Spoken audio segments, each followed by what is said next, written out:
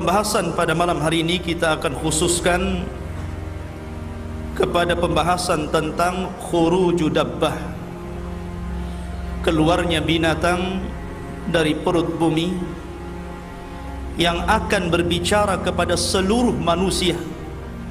Tidak ada satupun manusia kecuali akan diajak bicara oleh binatang ini. Dan fitnatud dabbah ini, ataupun fitnah binatang yang melata, yang bisa bicara dan memberikan tanda kepada mukmin dan kafir, ini tanda-tanda alamat yang berbeda dengan tanda-tanda alamat sebelumnya. Karena tanda-tanda ini sangat asing sekali. Kalau kita melihat Dajjal, maka Dajjal jelas turunan dari Bani Adam, yang Allah subhanahu wa ta'ala berikan kemampuan yang tidak diberikan kepada yang lainnya. Begitu juga tentang Ya'juj dan Ma'juj. Mereka adalah turunan Bani Adam, turunan daripada Yafis ibn Nuh, dan mereka tidak mungkin masuk baik ke Mekah, ke Madinah, ataupun Baitul Maqdis. Tapi binatang ini bukan dari keturunan Bani Adam, dan dia bisa masuk ke Mekah, bahkan juga keluarnya dari Mekah atau dekat dengan Mekah, dan juga dia bisa masuk ke Madinah, bahkan ke Baitul Maqdis. Sehingga alamah kiamah yang kita akan jelaskan ini lebih aneh daripada alamah sebelumnya. Tapi ini bukan dongeng, ini kenyataan yang akan berlaku di akhir zaman. Ma'asyiral muslimin rahimani wa rahimakumullah. Sebelum kejadian ini, kita tahu bahwa Allah subhanahu wa ta'ala mengingatkan manusia dengan datangnya dukhan. Dukhan adalah asap yang hitam yang tebal dan masuk kepada seluruh rumah-rumah manusia, masuk ke gang-gang kota, masuk ke desa-desa. Bahkan Allah subhanahu wa ta'ala mengatakan, fartaqib yauma ta'tis sama bidukhanim mubin. Allah menyebutkan bahwa kelak akan ada dukhan. Walaupun sebagian para sahabat khilaf. Menurut Abdullah bin Mas'ud radhiyallahu an, dukhan ini pernah terjadi kepada orang-orang Quraisy. Tapi pendapat beliau dibantah oleh pendapat Ali bin Abi Thalib radhiyallahu an, bahwa dukhan itu maksudnya alamah min alamatis sa'ah, satu dari tanda-tanda dekatnya hari kiamat. Yaghshan nas hadza adzabun alim, seluruh manusia akan pingsan karena ini azab yang sangat pedih sekali. Ketika itu manusia diberikan kesempatan untuk bertobat kepada Allah azza wa jalla. Allah memberikan kesempatan manusia untuk kembali kepada Allah, tapi rupanya sama sekali tidak berpengaruh dukhan itu kepada kesadaran orang-orang. Ma'asyiral muslimin rahimani wa rahimakumullah. Kita tahu bahwa setelah Nabi Isa bin Maryam meninggal dunia, maka manusia di atas puncak kehebatan, kesuburan, kenyamanan. Manusia kaya di mana-mana, tumbuhan tumbuh di mana-mana, buah-buahan di mana-mana, binatang ternak di mana-mana. Sehingga Nabi SAW mengatakan, tuba liman aish ba'dal masih, beruntung orang-orang yang hidup setelah Al-Masih Ibn Maryam, karena mereka hidup luar biasa. Sampai pada waktu ketika mereka tertidur, tidur pulas, kemudian datanglah waktu subuh, seluruh manusia bangun. Orang-orang yang beriman sebagaimana aktivitas mereka melaksanakan sholat subuh. Mereka berangkat dari rumah-rumah mereka ke masjid. Tetapi selepas sholat subuh, matahari tidak kunjung muncul. Kemudian orang-orang pun bertanya, jam berapa ini? Maka orang-orang menjawab, ini sudah siang, sudah pun duhur, tapi matahari tetap gelap. Kemudian ditunggu lagi sampai asar, matahari nggak muncul juga. Sampai akhirnya yang harusnya matahari itu di waktu tenggelamnya, tiba-tiba matahari muncul, tapi bukan dari arah terbitnya, muncul dari arah barat. Ma'asyiral muslimin rahimani wa rahimakumullah, terjadi khilaf para ulama, mana yang lebih dahulu antara matahari terbit dari arah barat ataukah kemunculan dabatul ar, binatang besar yang akan berbicara kepada manusia. Sebagian para ulama mengatakan bahwa munculnya binatang itu 1 atau 2 hari setelah terbit matahari dari barat. Ada yang mengatakan binatang itu muncul dulu, baru 1-2 hari muncul matahari terbit dari barat. Allahu a'lam mana yang lebih dahulu, tapi tidak jauh jaraknya antara sehari atau 2 hari antara kemunculan binatang dengan terbitnya matahari. Tapi yang jelas ikhwatu fiddin, ketika matahari terbit diizinkan Allah subhanahu wa ta'ala untuk terbit dari barat, ikhwan, antum harus paham bahwa ketika matahari tenggelam, matahari tidak mengelilingi bumi sebagaimana pelajaran yang ma'ruf antum pelajari di sekolah-sekolah.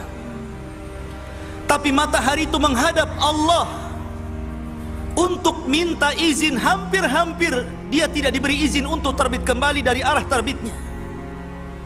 Setiap hari mereka datang kepada Allah dan sujud, kemudian minta izin untuk tidak terbit, tapi Allah mengatakan tetaplah kau terbit dari arah timur. Sampai pada waktunya Allah subhanahu wa ta'ala memerintahkan matahari untuk terbit dari arah barat.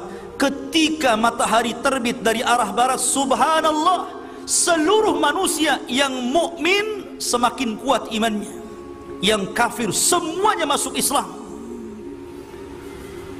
Yusaddiqul kadhib, tiba-tiba para pendusta menjadi jujur. Wa yu'minul kafir, tiba-tiba orang kafir beriman. Tapi apa manfaat keimanannya ketika itu? Karena terbitnya matahari dari arah barat itu liyahya man hayya am bayyinatin wa yuhlika man halaka am bayyinatin.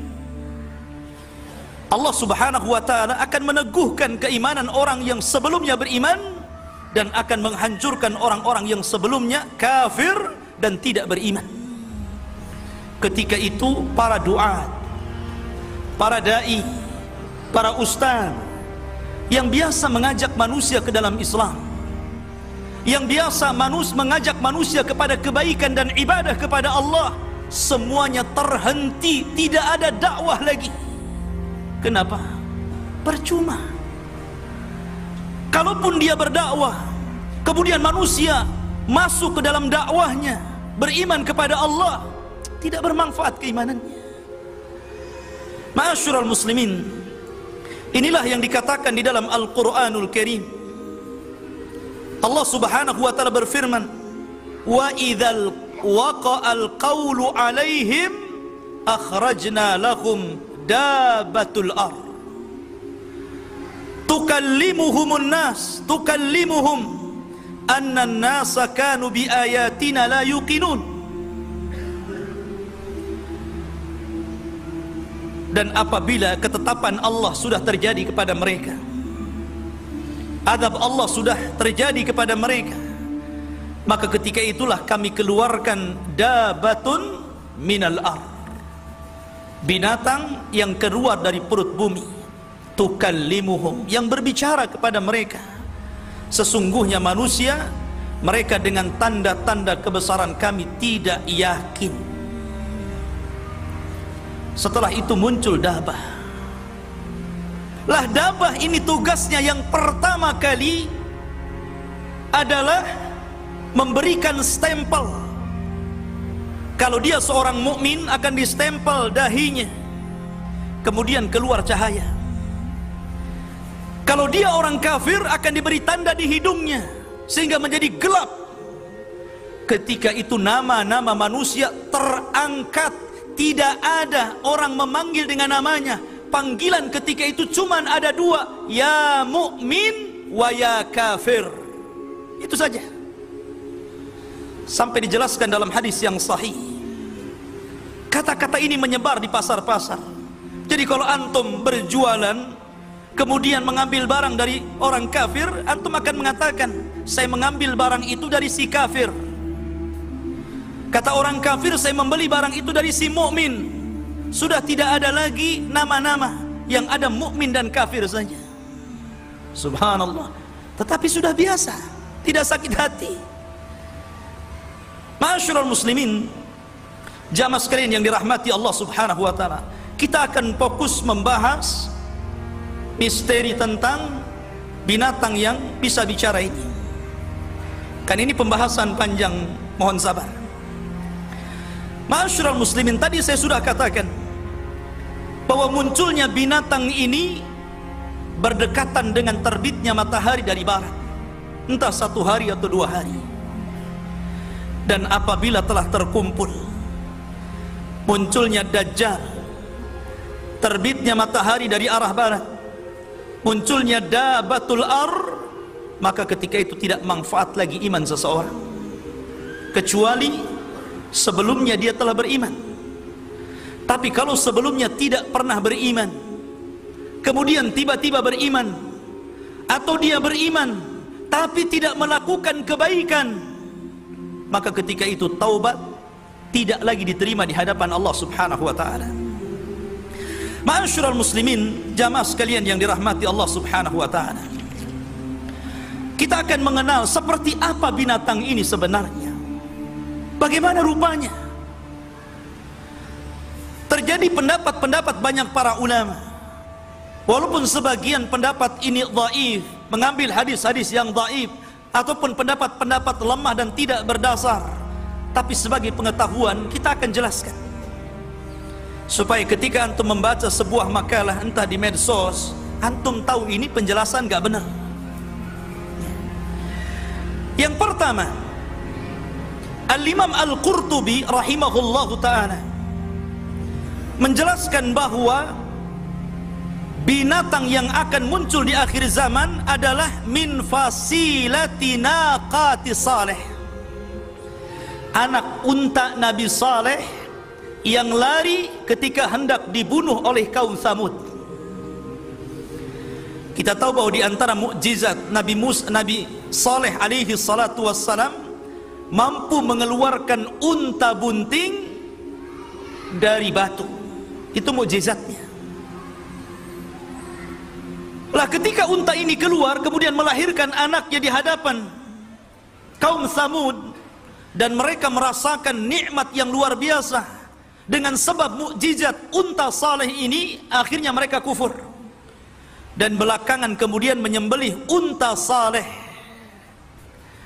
Ketika ibunya sudah disembelih oleh kaum Tsamud, maka anaknya ini yasruh, berteriak, kemudian lari dan masuk ke dalam lubang, kemudian tertutup batunya dan tidak pernah keluar. Sebagian para ulama, keluarnya kelak di akhir zaman sebagaimana isyarat dari firman Allah Azza wa Jal, akhrajna, kami keluarkan dabatun minal ar, binatang yang keluar dari perut bumi tadi. Ini satu pendapat. Pendapat yang lain, bahwa binatang yang bisa bicara adalah jassasah. Anda ingat ketika saya bercerita tentang hadis Tamim ibn Aus Ad-Dari yang membawa 30 awak kapal, kemudian terdampar karena kapalnya diombang-ambingkan ombak, terdampar di sebuah pulau, kemudian masuk ke dalam hutan, tiba-tiba bertemu dengan jassasah. Jassasah adalah binatang yang tidak tahu mana depan mana belakang, berbulu semuanya dari atas sampai ke bawah, dan bisa bicara. Tapi hanya berdialog sekali dengan Tamim Ad-Dari, karena kemudian jassasah ini mengisyaratkan supaya Tamim dan rombongannya menemui seseorang yang di Borgol, yang belakangan kata Nabi SAW, innahu dajjal, orang yang kau temui itu wahai Tamim adalah Dajjal. Maka yang dimaksud binatang yang bicara itu adalah jassasah yang pernah ditemui oleh sahabat Tamim ibn Aus Ad-Dari.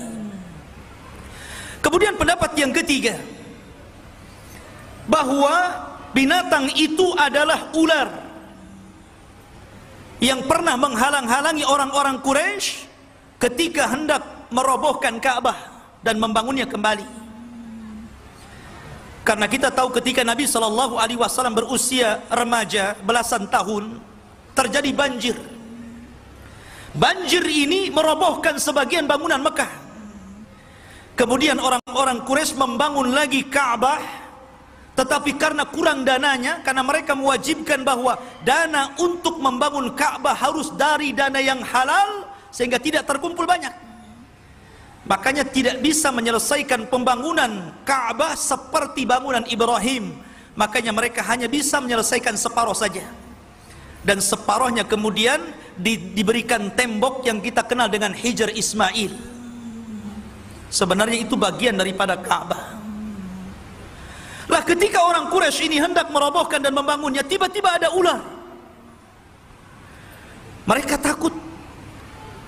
Kemudian tiba-tiba Allah mengutus burung dan mengambil ular itu, kemudian diterbangkan entah kemana. Maka orang-orang Quraisy mengatakan bahwa apa yang mereka lakukan adalah kebenaran, karena tidak ada lagi yang mengganggu mereka. Mulailah mereka merobohkan Ka'bah dan membangunnya. Sebagian ulama mengatakan bahwa dabah itu adalah ular yang pernah menghalang-halangi orang Quraisy ketika membangun Ka'bah. Ini tiga pendapat. Kemudian pendapat yang lain, tetapi pendapat ini sangat lemah, bahwa yang dimaksud dabah adalah manusia yang selalu mengingkari kemungkaran, memberantas kesyirikan, memberantas orang-orang yang menyelisih sunnah Rasul, memberantas orang-orang yang senantiasa melakukan dosa-dosa besar. Kalau memang ini dabah, berarti sudah muncul setiap hari. Dai-dai banyak. Berarti dai itu dabah kan begitu. Termasuk saya, nggak terima saya. Masa saya dikatakan dabah, gitu kan? Jadi yang dimaksud ini dhaif sekali, karena bagaimanapun dabah itu diisyaratkan kepada binatang, bukan kepada manusia. Ini pendapat yang lemah, nggak usah diambil. Kemudian ada juga yang mengatakan bahwa dabah itu ismul jinsi, nama jenis, bahwa seluruh binatang yang melata itu namanya dabah. Sebagaimana ketika Allah Subhanahu wa taala mengisyaratkan tentang robohnya singgasana Sulaiman. Ketika itu digerogoti dabah, binatang-binatang melata. Jin tidak tahu kalau Sulaiman itu mati. Baru setelah ada dabah, binatang itu yang menggerogoti singgasananya, Sulaiman roboh, kemudian barulah jin tahu, oh kalau dari dulu Sulaiman mati, tentu kami tidak dihinakan terus bekerja seperti ini. Menunjukkan bahwa jin tidak tahu yang gaib. Dan yang terakhir, ada yang mengatakan bahwa dabah ini memiliki seluruh sifat binatang. Ini yang aneh. Sebagaimana dikatakan oleh Al-Imam Ibnu Jurayj dari Ibnu Zubair radhiyallahu anhu, bahwa dabah itu ra'suha ra'su saurin, kepalanya seperti banteng. Kemudian ainuha ainul khinzir, matanya seperti mata babi. Wa udhunuha udhunu filin, dan telinganya seperti gajah. Wa qarnuha qarnu ailin, tanduknya seperti rusa. Wa unukuha unuqa ni'amatin, dan lehernya seperti leher-leher burung unta. Wa sadruha sadru asadin, dadanya seperti dada harimau, asad, singa. Wa launuha launun namar, dan warnanya seperti harimau. Wa khasiratuha khasiratu hirrin, dan rusuknya seperti rusuk kucing. Wa dzambuha dzambu kabsin, ekornya seperti kabs. Kabs itu kambing gibas, kambing yang wol, yang berbulu itu. wa qawaimuha qawaimu ba'irin, dan tingginya seperti unta. Kayak apa itu? Coba bayangkan. Kepalanya kayak banteng, matanya kayak babi, telinganya kayak gajah, tanduknya kayak rusa, kemudian lehernya kayak burung unta, kemudian dadanya kayak asad, singa, warnanya kayak harimau, rusuknya kayak kucing, kemudian ekornya kayak ekor kambing kibas, dan tingginya seperti unta. Kayak apa coba? Coba antum gambar gitu. Oh, kayak gini rupanya. Ya. Ma'asyiral muslimin rahimani. Kemudian dalam riwayat yang dhaif, tapi dhaif, binatang itu membawa dua barang pusaka. Satu tongkatnya Nabi Musa, dan satunya stempelnya stempel Sulaiman. Jadi kalau dia memukul orang-orang yang beriman, maka akan dipukul oleh tongkat Musa dahinya dan akan bercahaya. Ada yang mengatakan sebaliknya, di stempel Sulaiman kemudian akan bercahaya, dan apabila ketemu orang kafir maka akan dipukul hidungnya sehingga gosong. Ini yang menandakan mana mukmin mana kafir ini. Ma'asyiral muslimin, jamaah sekalian dirahmati Allah Subhanahu wa taala. Kemudian dari mana keluarnya? Dan di mana sekarang ini dia? Kalau Dajjal jelas, Nabi SAW mengisyaratkan di mana keluarnya. Ya'juj dan Ma'juj juga jelas. Nabi SAW mengarahkan ke arah timur. Tapi Dabbah ini terjadi banyak khilaf para ulama. Walaupun ada kesepakatan di antara ulama bahwa dia akan muncul di Mekah atau berdekatan dengan kota Mekah. Jadi akan muncul di situ. Pendapat yang pertama, dan ini pendapat Abdullah ibn Buraidah, bahwa Dabbah itu akan keluar dari sebuah perkampungan padang pasir. Disitulah dia pernah berjalan bersama Rasul. Kemudian Rasul berhenti. Kata Nabi SAW, "Hadza maudhi'u Dabbah." Disinilah kelak binatang yang bicara itu muncul. Ini menurut Abdullah ibn Buraidah. Ada yang mengatakan bahwa perkampungan itu di daerah Tihama, yang kata Nabi SAW apabila menyebutkan amalan-amalan mengisyaratkan kalau enggak dengan gunung Uhud, gunung Tihama.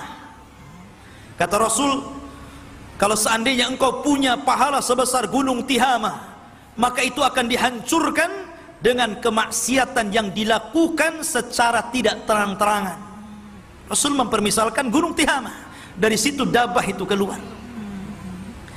Ada yang mengatakan bahwa Dabbah itu, dan ini perkataan Abdullah bin Mas'ud radhiyallahu an, bahwa Dabbah itu akan keluar dari bebatuan bukit Safa. Ada Safa, ada Marwah, tempat sa'i. Disitulah Dabbah akan keluar. Jadi pecah batunya, kemudian keluar tuh Dabbah itu. Ada yang mengatakan, dan ini pendapat Abdullah ibn Amr, Dabbah itu keluar dari padang pasir namanya Ajyad, dekat dengan Mekah. Bahkan dia pernah mengatakan, saking yakinnya bahwa Dabbah akan keluar dari situ, karena di situ ada tumpukan-tumpukan cadas dan batu, dia mengatakan, kalau saya tahu binatang itu ada di sini, ku congkel dengan kayu supaya dia keluar sehingga nampak mana mukmin mana kafir. Ada juga yang mengatakan bahwa Dabbah itu akan keluar menggunakan 3 proses. Pertama akan keluar fil bawadi, keluar dari lembah dulu, kemudian sembunyi. Kemudian setelah itu keluar di perkampungan, kemudian sembunyi. Baru kemudian dia menampakkan di Masjidil Haram. Barulah manusia lari, ketakutan. Tetapi Dabbah ini akan mengejar seluruh manusia. Tidak ada satupun manusia yang lolos dari Dabbah ini. Tapi Dabbah ini nggak membunuh. Dabah ini hanya sekedar memberikan cap stempel saja, kafir, mukmin, itu saja tugas. Kemudian bicara.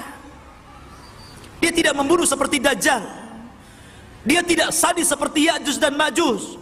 Bahkan dijelaskan dalam sebuah riwayat ikhwatu fiddin yang dimuliakan Allah Azza wa Jal, bahwa saking besarnya dabah ini, dan ini pendapat yang kuat karena memang pendapat-pendapat yang tadi itu tidak berdasar. Ada yang mendasari pendapat-pendapat bentuk dabah itu dari berbagai macam pendapat menggunakan hadis lemah. Terkadang hadisnya tidak sampai kepada Rasul sehingga ditolak banyak para ulama. Tetapi ada kemiripan satu dengan yang lainnya, bahwa binatang itu besar. Sebesar apa? Dijelaskan dalam sebuah hadis.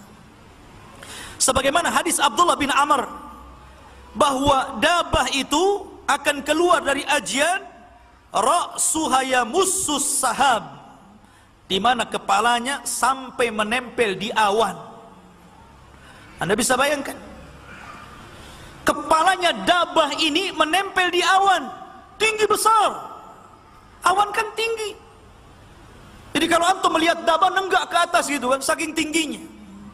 Bahkan dijelaskan, wa ma kharajat rijluha minal ar, ketika kepalanya menempel di awan, kakinya belum keluar dari tanah.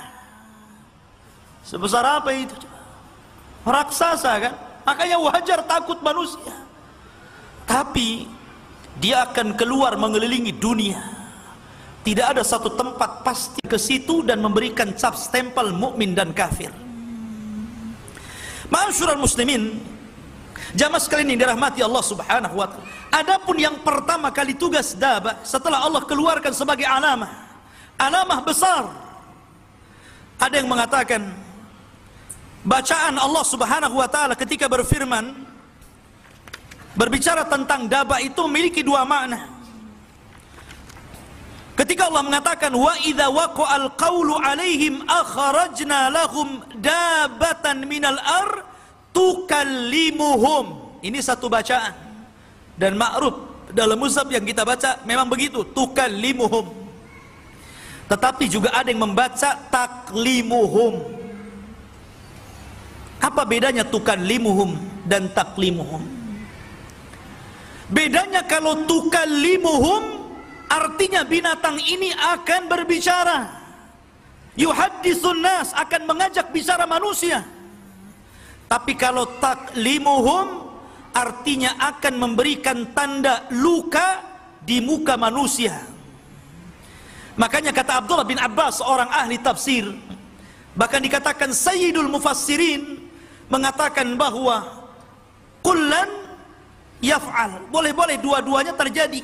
Artinya ketika dabah ini keluar, binatang yang bisa bicara yang besar sekali keluar, maka yang pertama kali dia akan menstempel di dahi seorang yang beriman dan dikatakan mukmin, dan akan melukai hidung orang kafir sehingga gelap dan dikatakan kafir. Ketika itu dia akan bicara dan akan mengatakan innan nas kanu bi ayatina la yuqinun. Inilah pembicaraannya. Innan nas, sesungguhnya manusia, kanu mereka, bi ayatina, dengan tanda-tanda kuasa Allah, mereka tidak yakin. Inilah ucapan yang akan diucapkan binatang ini, menyinggung orang-orang kafir, bahwa orang-orang kafir itu baru sadar, baru mau beriman kepada Allah Azza wa Jal ketika seluruh tanda-tanda yang keluar menutupi taubat-taubat mereka. Tapi percuma taubat mereka, apa lagi? Bahkan ketika seorang kafir kemudian melihat binatang itu, dia langsung berwudu, bertobat kepada Allah, kemudian sholat, tiba-tiba binatang itu ada di belakangnya. Al-an tusalli ya fulan, rupanya kau baru sekarang mau sholat ya, nggak akan diterima sholatmu. Sampai seperti itu. Jadi setiap ada orang yang sholat, al-an tusalli, oh sekarang kau mau sholat ya, sebelumnya kau kemana? Percuma mereka sholat. Dari sini ikhwatu fiddin yang dimuliakan Allah Subhanahu wa taala, bahwa ketika itu semua manusia mampu membedakan mana mukmin dan mana yang kafir. Ma'asyiral muslimin yang dimuliakan Allah Subhanahu wa taala. Kemudian para ulama mengatakan bahwa hadis-hadis tentang masalah dabah ini sangat banyak sekali. Dan disebutkan dalam sebuah riwayat.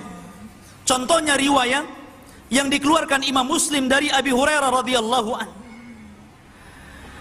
Kata Nabi sallallahu alaihi wasallam, "Thalathun idza kharajna la yanfa'u nafsan imanuha lam takun amanat min qablu aw kasabat fi imaniha khaira."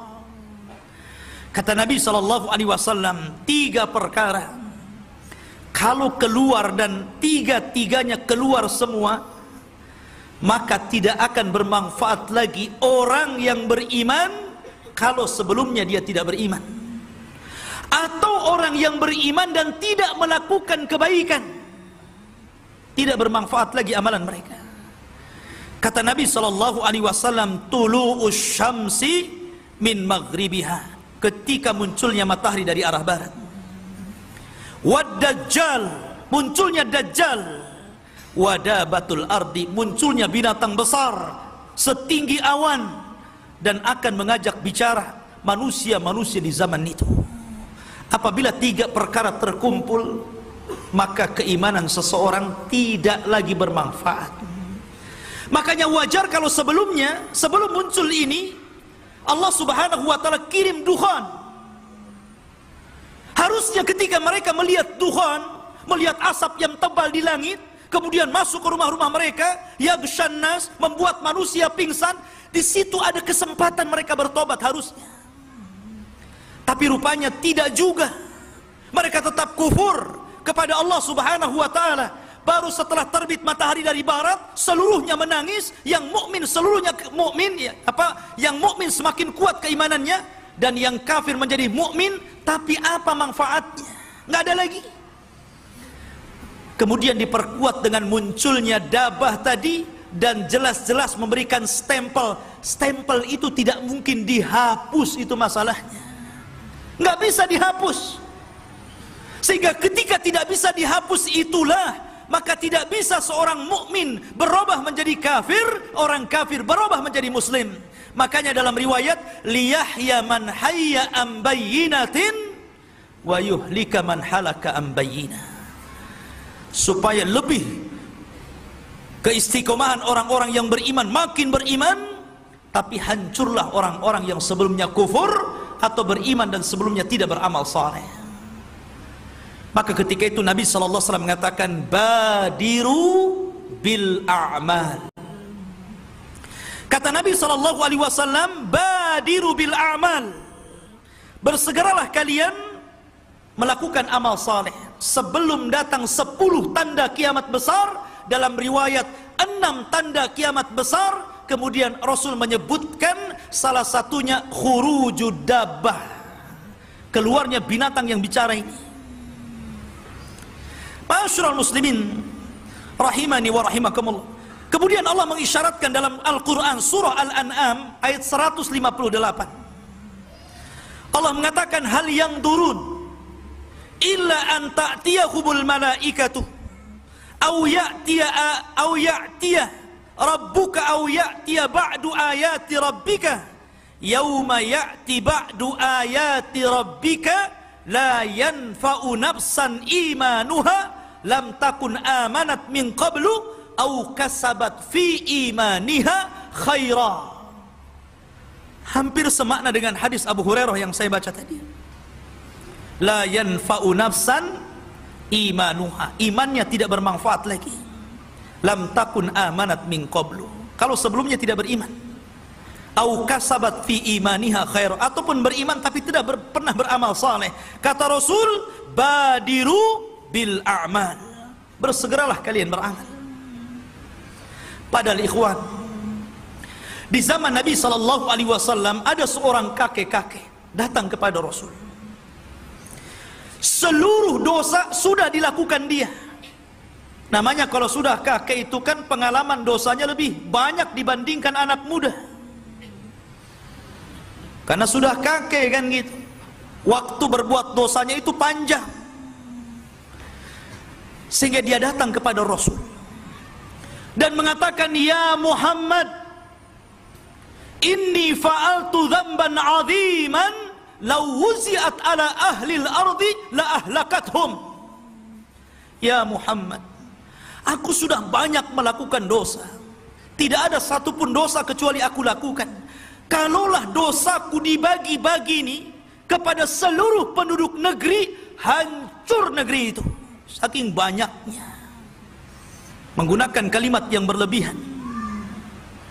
Kemudian dia mengatakan kepada Rasul, ya Muhammad, afi dinika minat taubah. Apakah dalam agamamu ada taubat? Apakah orang seperti saya yang sudah banyak melakukan dosa ada kesempatan untuk bertobat ya Muhammad? Maka Nabi SAW mengatakan, fahal taslam, maukah engkau masuk Islam? Maka kemudian dia mengatakan, ya, kalau memang dalam agamamu ada tobat, saya siap mengucapkan asyhadu an la ilaha illallah wa asyhadu anna Muhammadar Rasulullah.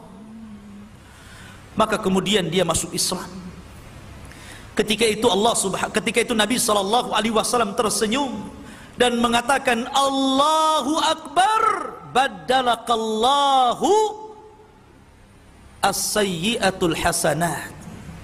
Allahu Akbar, Allah telah menggantikan keburukan-keburukan kamu dengan banyaknya kebaikan. Maka dia pun bertakbir, Allahu Akbar, Allahu Akbar, Allahu Akbar. Karena ketika itu kesempatan tobat masih ada, masih diterima tobatnya, walaupun dia banyak dosanya. Tapi ketika itu ada kesempatan bertobat masalahnya. Maka kemudian kakek ini dihadiahi Allah dengan sorga.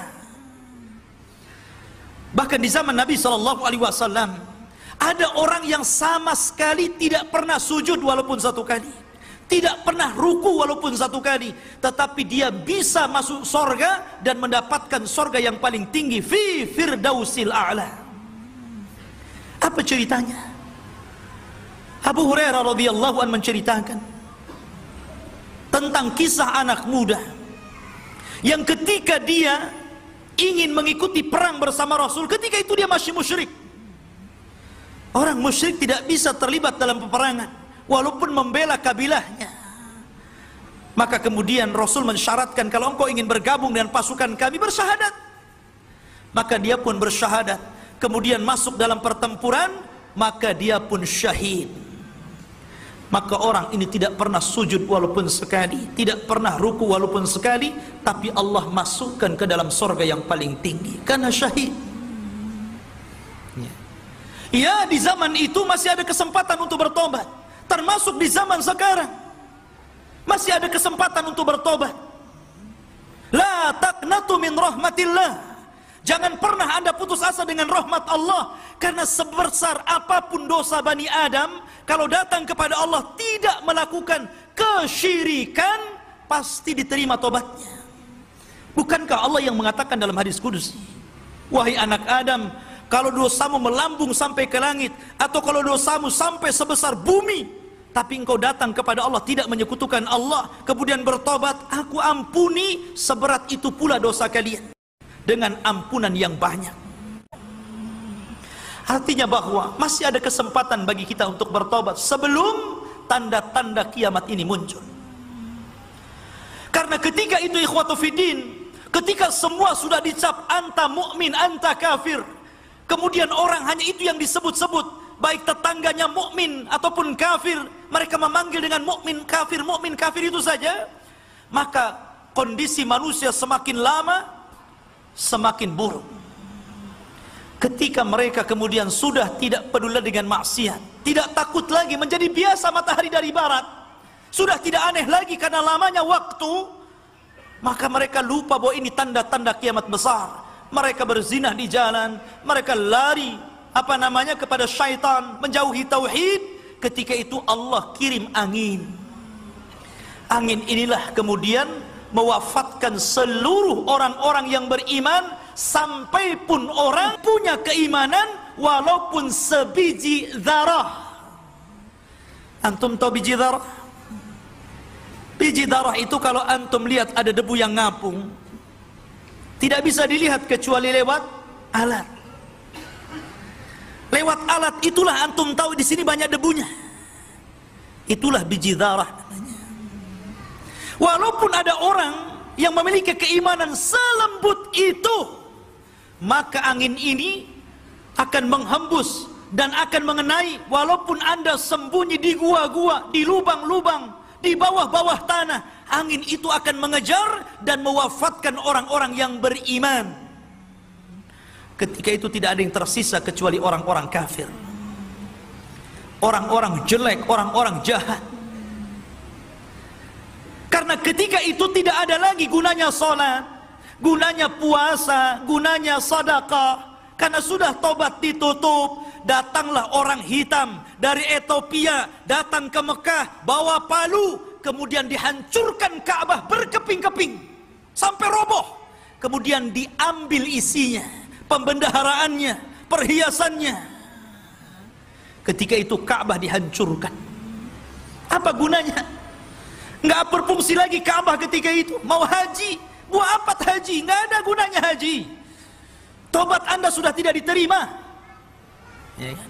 Mau sholat tidak diterima sholatnya, mau sedekah tidak diterima, maka ke Ka'bah sudah tidak berfungsi. Makanya wajar kalau datang orang yang hitam dari Habasyah, dari Ethiopia membawa palu, kemudian menghancurkan Ka'bah berkeping-keping itu, karena tidak ada lagi manfaatnya. Apabila telah keluar alamah-alamah besar ini, maka manusia tinggallah yang jelek-jelek ini. Ketika itulah kemudian Allah subhanahu wa ta'ala mengeluarkan api min qa'ri adnin, dari arah Aden. Aden itu mana? Yaman. Disitulah Allah subhanahu wa ta'ala keluarkan api. Api ini menggiring seluruh manusia ila mahsyarihim, ke tempat berkumpulnya mereka. Di mana? Di Syam. Seluruh manusia ketika itu akan berkumpul di Syam. Api ini yang menggiring seluruh manusia. Ketika tidak ada manusia yang tersisa kecuali mereka berkumpul di negeri Syam, disitulah Allah subhanahu wa ta'ala memerintahkan malaikat peniup trompet atau sangkakala, dan disitulah ikhwatu fiddin Allah subhanahu wa ta'ala menghancurkan alam semesta ini. Kullu man 'alaiha fan wa yabqa wajhu rabbika dzil jalali wal ikram. Seluruh manusia hancur, bahkan seluruh malaikat mati, sampai pun kepada Jibril, Mikail, Israfil, sampai pun kepada malakul maut. Allah hancurkan, Allah wafatkan semuanya. Ketika itulah Allah subhanahu wa ta'ala mengatakan, limanil mulkul yaum, limanil mulkul yaum. Kalian sudah tahu siapa raja kalian? Siapa raja kalian? Saya raja kalian, saya bisa menghancurkan kalian. Ketika itu Allah subhanahu wa ta'ala mengatakan limanil mulkul yaum. Kalian sudah tahu ini milik siapa. Ma'asyiral muslimin, ini bukan cerita, ini bukan dongeng, ini akan berlaku. Dan ini bagian daripada iman kepada hari akhir. Satu di antara rukun iman yang 6 yang wajib seorang mukmin untuk mengimaninya. Oleh karena itulah ikhwatu fiddin, mumpung ada kesempatan bertobat kepada Allah Azza wa Jalla. Ceritakan kisah-kisah ini ke anak-anak kita. Karena demi Allah, Dajjal tidak mungkin keluar ketika tidak ada yang cerita di mimbar-mimbar, ketika tidak ada yang mengajarkan di tempat-tempat majelis ilmu, ketika manusia sudah lupa menyebut-nyebutnya. Makanya ada kata-kata Dajjal tidak mungkin keluar illa fi khiffatin minal ilmi, ketika manusia lemah ilmu, manusia sudah meninggalkan ilmu, Dajjal tidak mungkin disebut-sebut, sudah keluar. Dan ingat, tanda-tanda kiamat besar itu berbeda dengan tanda-tanda kiamat kecil. Kalau tanda kiamat kecil itu lama keluarnya, tapi kalau tanda-tanda kiamat besar, sebagaimana hadis yang sahih, kalau sudah satu keluar, maka akan tataba, yang lainnya akan mengikut, terus mengikut, terus mengikut, sampai Allah kiamatkan seluruh alam semesta ini. Jadi akan tasalsul terus-terusan tuh. Ya. Makanya ikhwatu fiddin, jangan kira kemudian kita merasa Dajjal kan masih lama, Isa al-Masih masih lama. Kata siapa? Bukankah tanda-tanda alamat ini dirahasiakan Allah Subhanahu wa taala? Kalau Allah berkehendak, tinggal merangkai dua kata kaf nun kun. Selesai. Kun fayakun. Dengan kaf dan nun terjadi. Ma'asyiral muslimin rahimani wa rahimakumullah. Maka banyak kesempatan. Makanya kenapa Nabi SAW mengatakan badiru bil a'mal fitanan.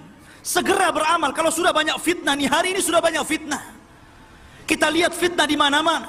Apa yang disabdakan Rasul, akan terjadi peperangan di Yaman, sudah terjadi. Akan terjadi peperangan di Irak, sudah terjadi. Akan terjadi peperangan di Syam, sudah terjadi. Ini sudah terjadi banyak sekali. Karena tanda-tanda kiamat itu ada yang berkaitan dengan langit, dan itu sudah terjadi. Waqtarabatis sa'atu wan syaqqal qamar. Di zaman Rasul pernah terjadi. Ketika bulan terbelah menjadi dua. Kemudian gempa di bumi. Kata Nabi SAW akan terjadi thalathu khasfun bil masyriq, wa khasfun bil maghrib, wa khasfun bi jaziratil Arab. Akan terjadi gempa dari arah timur barat dan jazirah Arab. Gempa-gempa kecil itu sudah terjadi. Di negeri kita saja banyak gempa. Kemudian ada tanda-tanda yang berkaitan dengan ashas, perorangan. Munculnya Dajjal, munculnya Imam Mahdi. Ada yang berkaitan dengan kaum munculnya Ya'juj dan Ma'juj. Tapi beruntun tuh. Makanya sering saya katakan, kalau antum jujur melihat di medsos apa yang disabdakan Rasul 14 abad lebih yang silam itu menjadi sebuah kenyataan, satu muncul itu. Kata Nabi SAW akan banyak pembunuhan. Sekarang sudah banyak pembunuhan. Akan dihalalkan sutra. Sekarang sutra sudah dihalalkan. Akan apa yang haram jadi halal. Orang yang kemudian mencari rezeki tidak peduli halal dan haram, sekarang sudah banyak di mana-mana. Apalagi yang ditunggu? Ya mungkin generasi kita masih bisa kembali ke dalam hak, ke dalam sunnah, kembali kepada Al-Quran. Tapi apakah bisa menjamin generasi setelah kita sama dengan kita? Minimalnya ikhwatu fiddin, ku anfusakum wa ahlikum nara. Itu minimalnya. Jaga diri kalian dan keluarga kalian. Karena ketika manusia dibangkitkan, Allah katakan wa akhrajatil ardu athqalaha. Ketika bumi mengeluarkan beban-beban beratnya, mengeluarkan jiwa-jiwa yang dikubur kemudian dibangkitkan kembali. Ketika itu manusia ketika bangkit, mereka akan dibangkitkan ashtatan liyurau a'malahum, dengan berbagai macam bentuk. Mereka lari ke sana, yang sana lari ke sini, yang sana lari ke sini, bertabrak sana dengan sini. Itu pertama kali dibangkitkan, ikhwan. Orang kebingungan, orang kafir mengatakan, malaha, ada apa ini? Tapi orang-orang yang beriman mengatakan, hadza ma wa'adakum rabbukum. Inilah yang dijanjikan Allah kepada kalian. Kalian sudah mengingkari hari berbangkit, inilah hari berbangkit. Tapi orang-orang yang beriman, walladzina amanu wattaba'athum dzurriyyatuhum biimanin alhaqna bihim dzurriyyatahum. Tapi orang-orang yang beriman, yang diikuti keimanannya oleh keluarganya, oleh anak cucunya, maka ketika manusia sedang kebingungan, mereka menjadi keluarga besar, berkumpul. Minimalnya ketika kita berkumpul dengan keluarga yang sama-sama beriman, ketika hari kita dibangkitkan, kita merasa tenang. Ma'asyiral muslimin rahimani wa rahimakumullah. Ini diantara keterangan sekilas tentang dabatul ard. Ya, bagi antum yang ada waktu mungkin